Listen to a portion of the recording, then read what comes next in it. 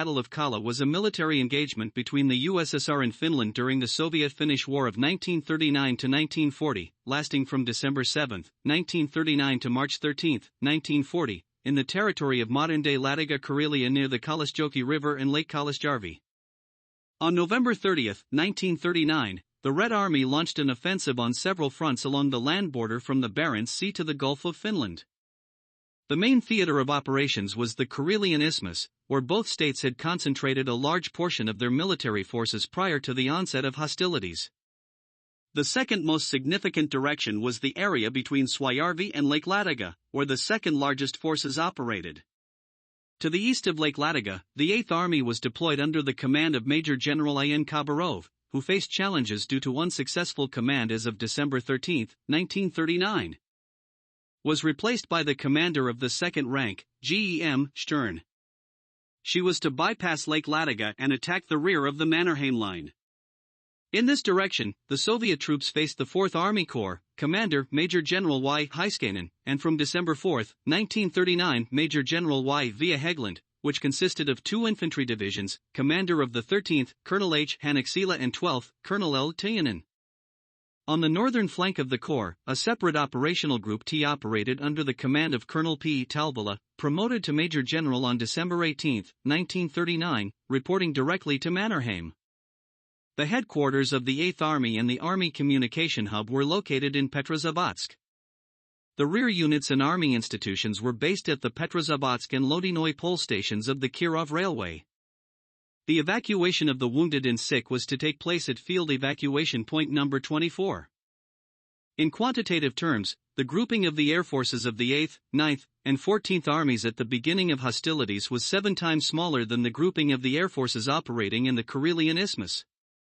By the end of December, the 8th Army had 1 squadron equipped with TB-3 aircraft, the flight personnel of which were prepared for night combat operations.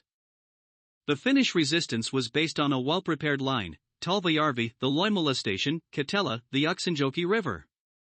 A strip of barriers with numerous field fortifications was created between the fortified defensive line and the state border.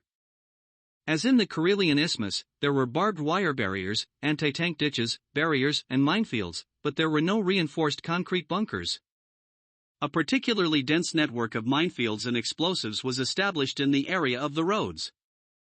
Finnish troops, during their retreat, destroyed villages and homesteads, while the population was evacuated to the rear. This deprived the advancing Soviet troops of shelter from the cold and a warm night's lodging. In the tank battalion of the division, 410th Separate Tank Battalion, 22 T-37 and 14 T-26, in the attached 2 companies of the Separate Tank Battalion, 111th Separate Tank Battalion, 54 T-26. This type of tank was most suitable for operations in the Finnish theater of military operations. According to the assessment of the staff of the 56th Division, it faced a Finnish division with a strength of up to 15,000 men, armed with 272 light machine guns, 118 heavy machine guns, 14 mortars, and 36 artillery pieces of various calibers.